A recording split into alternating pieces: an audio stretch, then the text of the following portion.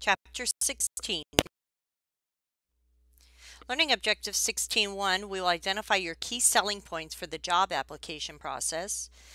Then evaluate the primary needs of employers for positions of interest.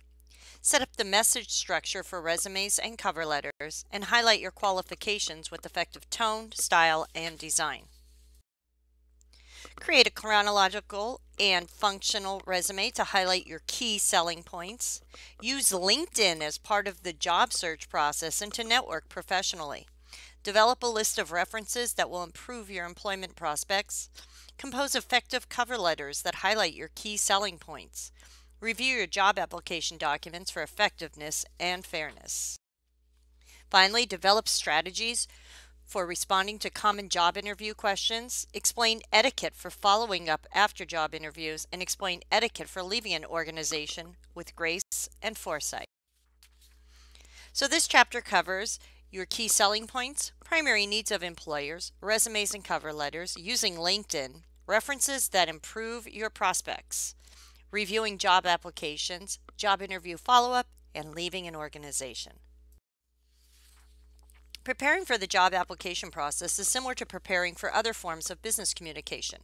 It involves analyzing your audience, meeting the needs of your employers, gathering the right information, identifying your key selling points, and developing your message. Your end products cover letters and resumes are persuasive messages that show how you meet the needs of your prospective employers. To create resumes and cover letters that serve your long-term career interests, your first step should be to carefully evaluate your career ambitions and qualifications. In this process, you clarify your professional goals for the short term, 1 to 2 years, and long term, 5 to 10 years. Identify the skills you have developed at school and work, and sort out the attributes that define who you are as a professional. As with other business communications, you attempt to identify your most important and strongest points so you can develop a concise and compelling message about the value you will bring to your prospective employers. Identifying your career goals helps you accomplish several things in the job search process. First, it helps you frame your resume and cover letter to project your career hopes. Second, it helps you evaluate how well your abilities and attributes prepare you for your deserved career. This process allows you to address those areas where you most need improvement. Finally, it shows employers that you are so serious as well-defined career goals imply seriousness in your approach to work. Once you have written down your career goals, identify your abilities and attributes. Abilities are skills and knowledge that can be applied to accomplishing work tasks. Attributes are personal traits or characteristics. In the job application process, employers are often looking for more than your abilities. They're trying to figure out the kind of person you are. To help you identify your interests, abilities, and attributes, you might consider completing a self-inventory. In Figure 16.1 is an example of Hannah's self-inventory. Start by writing your career goals. Even if you don't have clear ones in mind, do your best to imagine the type of work you would like to be doing in 5 and 10 years. Allow yourself enough time to do some soul searching and research about careers as you develop your goals. To help you identify your interests, abilities, and attributes, again, and here are some more questions. Look at your strongest professional attributes and areas where you need to improve. One useful way of analyzing your abilities and attributes is in terms of credibility. To do so, consider the features of competence, the ability to accomplish work tasks, caring, ability to maintain effective workplace relationships, and character, ability to uphold corporate norms and standards. Competence focuses on the technical skills to achieve work tasks. In Table 16.1, you can see examples of abilities and attributes associated with competence, caring, and character. In Table 6.1, again, you see more of caring in this case. And here's character.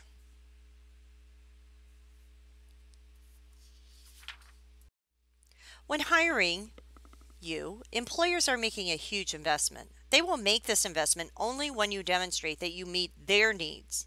You can learn how well you fit the needs of employers by conducting a thorough job search and carefully analyzing those positions that are most compatible with your abilities and attributes. Use all the resources available to learn about your options and ensure that you apply for the jobs that are good fits for you. You likely have a career center located in your college or university. Spend some time talking to experts there and make a plan for exhaustively searching for jobs that match your interests and qualifications. Where possible, contact and get involved with professional organizations and visit organizational websites to learn about your options. One of the best ways to understand an employer's needs is to carefully read and analyze the job position announcement. Then group the request in the announcement in terms of abilities and attributes. Once you've done this, you're in a good position to decide whether you match these criteria, and if so, to frame your resume and cover letter to highlight these abilities and attributes. A mistake that many job applicants make is trying to display everything they do well. This approach often ends up sending a scattered message and diluting a central sales theme about your key abilities and attributes. Generally, employers prefer single-page resumes, although it is increasingly acceptable to create two-page resumes. As a university student, though, you should aim for a single page. If you find yourself using more than one page, you are likely weakening the message about your key selling points. That's very important. Typically, resumes contain the following major sections: a name block, career summary or objective, education, experience. Some principles of effective resume are the following: emphasize accomplishments with action verbs. Quantify accomplishments where possible. Position your most important contributions first. Group and label information to increase ease of reading. Remove irrelevant details. Some additional principles of effective resumes: avoid buzzwords and jargon. Be exact. Avoid errors. That is beyond important. Group and label information to improve ease of reading. Format to distinguish pieces of information. Select a simple yet visually appealing layout. Without exaggerating, choose verbs that make your key abilities and attributes jump off the page. By the same token, avoid verbs that undersell your abilities and attributes. Many university students use weak verbs when describing their significant customer service and administrative experiences. Read through some of the less effective and more effective statements in Table 16.3 and notice how action verbs can bolster your credibility. Greeted clients and scheduled appointments. I love that. Developed and ran marketing. Says so much more.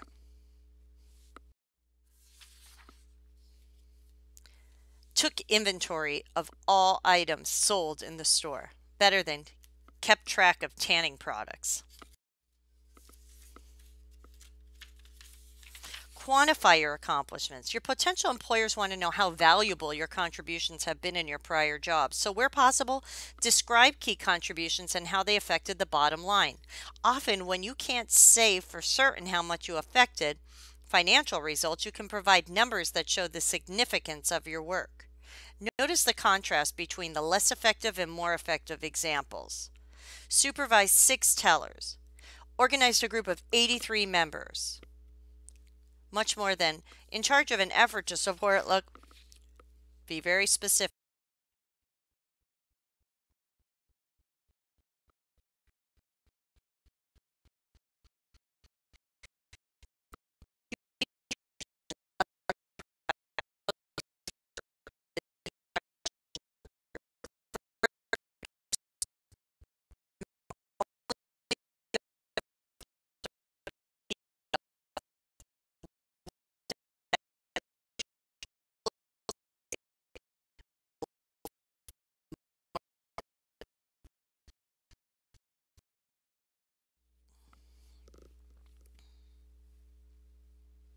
Writing resumes and cover letters requires the discipline to tell a story of how your key abilities and attributes will provide value to an employer.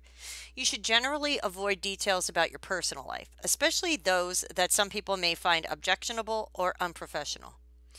Other information, although typically and technically okay on a resume, should be provided only if it helps develop your narrative. Generally, avoid listing personal interests and hobbies unless this information takes up little space and accentuates your key abilities and attributes. Take a look at the less effective here.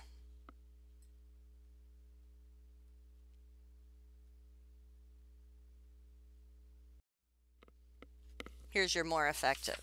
Notice we don't include, we stay away from religion and politics and high school. High school doesn't matter now once you are through college or going through college. As you craft your job application, show enthusiasm for potential positions without resorting to cliches. Many potential employers perceive these statements as showing unrealistic or naive expectations about a job or inflated beliefs about abilities. Take a look at the less effective and more effective presentation. Potential employers examine your resume with intense scrutiny. On the first pass, many discard it immediately if it contains typos or other careless errors. True, I've always thrown resumes away as soon as I saw a typo. In other words, the standard is high, and few potential employers are forgiving. For an example of poor proofreading, and many of you need to learn to proofread.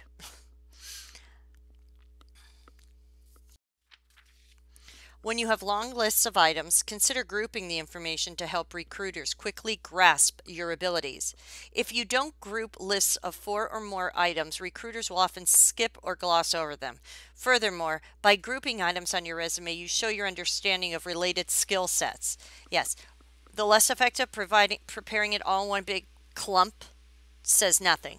You need to group and organize it so that it stands out.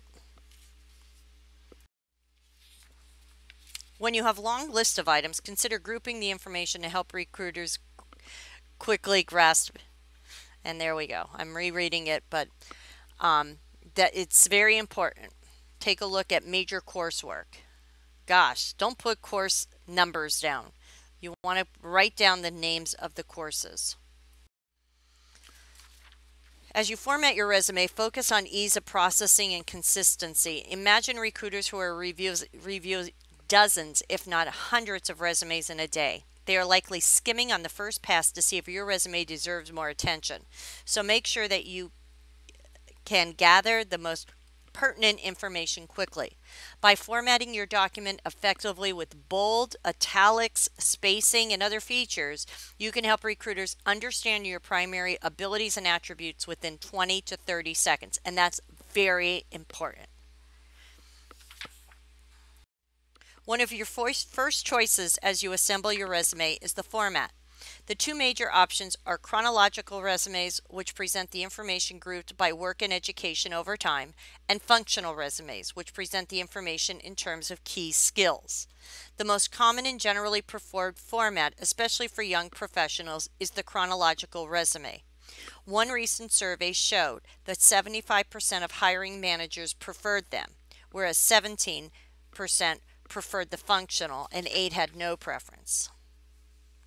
So you would start with your name block, summary of your qualifications or your objective, your education in chronological order, no high school, your work experience starting from your new job to the latest job you have to the oldest, and then additional information such as activities and achievements. The functional resumes draw special attention to your key skills. They are most often used by professionals with extensive, more than 15 years experience, and individuals with little or no work experience. Experienced professionals use them as a way to streamline a lengthy list of jobs, many of which involved similar accomplishments and experiences. Inexperienced individuals often use them to emphasize key skills developed through a combination of school, community, volunteer, and other types of activities, while de-emphasizing a lack of work experience. So in this resume, you could see name block, summary of your qualifications or career summary, your skills, and additional information such as achievements and awards. Your LinkedIn profile serves as a supplement to the materials you provide to a prospective employer. You can expect that many of your professional contacts, colleagues, partners, clients, customers, and others will check your profile to learn more about you. Typically, your LinkedIn profile is an elaborated version of your resume. Keep in mind these tips as you manage your LinkedIn presence. Provide a professional photo, create a personalized URL, complete the summary space, use multimedia, choose sections wisely. Also, keep in mind these tips as you manage your LinkedIn presence. Manage your recommendations and endorsements strategically. Build a network of important connections. Maintain a giver mentality and stay active on LinkedIn. Cover letters describe your interest in and qualifications for a position. Whereas you may have up to 3 versions of your resume for various positions, you must uniquely tailor each cover letter to a particular position. Keep in mind the following advice. The cover letter often forms the first impression. Clearly identify the position you are applying for. Be focused and concise. Show a confident and enthusiastic tone without exaggerating or displaying arrogance. Tailor your cover letter to the job posting and needs of the employer. Adapt for unsolicited letters.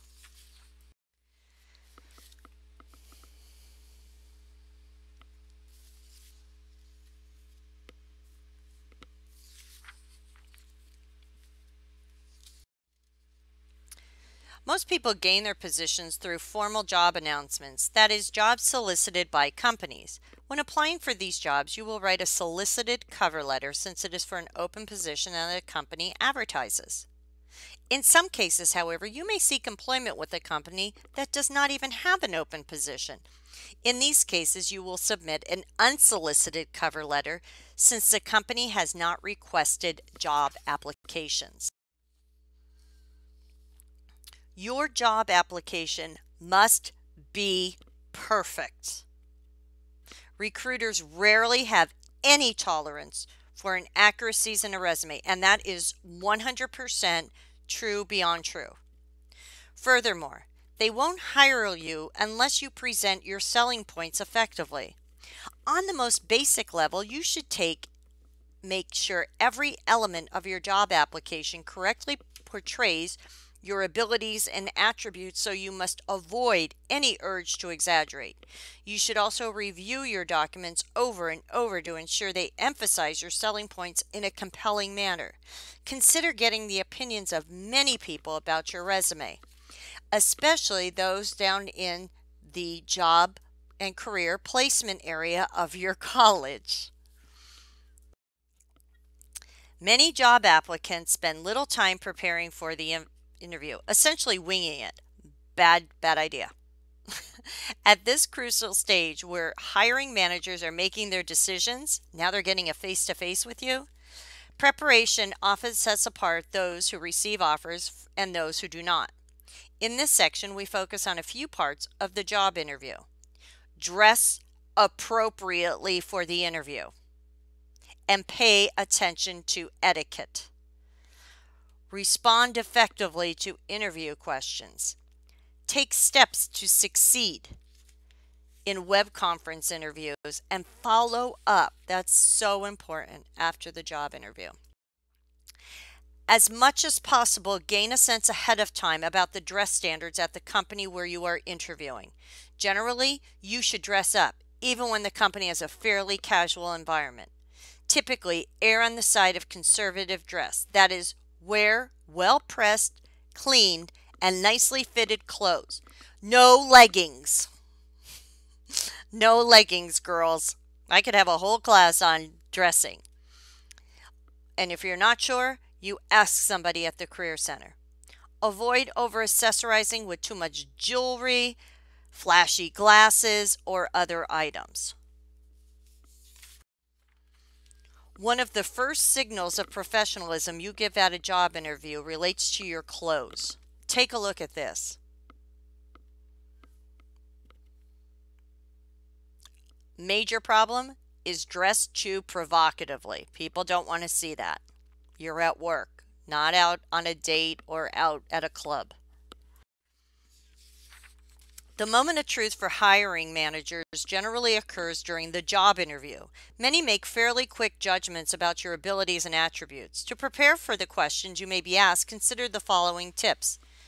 Respond to questions strategically, confidently, and concisely. That means you have to be prepared. There's many websites out there where we'll give you the typical interview questions, and if you can't find them, so your career planning area at your college. You must have those questions answered and prepared to answer in an interview. Be perceptive about what hiring managers are evaluating. Tell success stories. Avoid criticizing former organizations, supervisors, and colleagues. None of that negativity. Ask questions. Excuse me. Here are some common types of interview questions. Tell me about yourself. If you flew, how was your flight? How was your travel? They may ask you about the weather or major headline. No politics, no religion. Why did you choose your school? Why did you choose your major? What was your favorite part of your program? Least favorite. Anything negative should be turned around into a positive. What do you know about our company? What do you think are some of our main business challenges? How can you help? What trends do you see in this industry? And then work experience.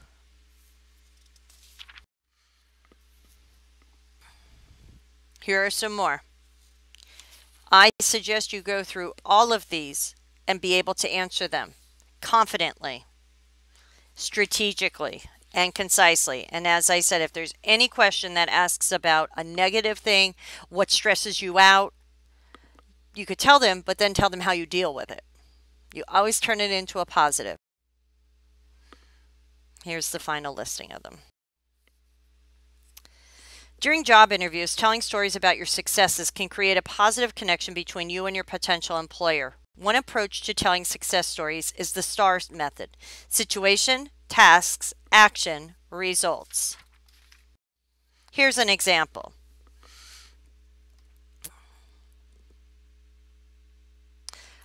How well do you work with deadlines? I'm quite used to meeting deadlines, and actually I've done some of the best work when I had to hit a deadline. One example occurred recently. So here's the situation. For over a decade, our credit union has been a prominent supporter of the event for breast cancer. Last year, our group was comprised of just 15, most of whom were employees. 2 weeks before the deadline for signing up, our president approached me and asked me if I could head up a promotional effort to get a larger group from the credit union. Then it explains the actions and then the overall results. Excellent. Generally, your interviewer will ask you what questions you have. Come prepared with some. When interviewees do not ask questions, hiring managers often view them as uninterested or inexperienced. Typically, if you ask about salary, compensation, and other perks, you may inadvertently send the meta message, "This is all about me." So you don't want to ask that kind of question. You want to ask about where do you see the company going in 10 years? Tell me about your management style, things like that. Many companies are increasingly using web conferences for initial job interviews. The use of Skype, Google Hangouts, or other teleconferencing platforms is far more convenient and less expensive in time and money than flying job candidates out for job interviews. Consider the following strategies for these types of jobs. Do several trial runs. Make sure your profile for the web conference software creates the right impression. Look professional. Tidy up your room or office. Look directly at the camera. Smile and express yourself nonverbally. Use notes strategically and don't take notes to a job interview itself. Avoid distractions and send a thank you note. Sending a note of appreciation following an interview is a good strategy. In a poll of 150 senior executives, 88% stated that sending a thank you note could increase chances of employment. When asked how many job applicants actually did send them, executives estimated that just 51% do so. Your primary goal should be to express goodwill and confirm your interest in the position. Within a few hours to 1 day after your interview, send a thank you note. The note should be brief and sincere. Some job applicants wonder whether they should send a thank you email or thank you card. One half of HR professionals said sending a thank you email is the best way. Nearly 1/3 said it's best to send a thank you note by regular mail. Also, HR professionals recommend sending a thank you email right away and sending a thank you note by regular mail. When you accept a new position, you can extend several courtesies to your current employer and ensure that you leave on good terms so that your supervisors can provide a positive recommendation in the future if you need it. In the first place, you should immediately inform your supervisor that you are leaving in person. In addition to telling your supervisor in person that you are leaving, you may be required to write a formal resignation. Here's an example of one. Write a brief, warm, and appreciative letter.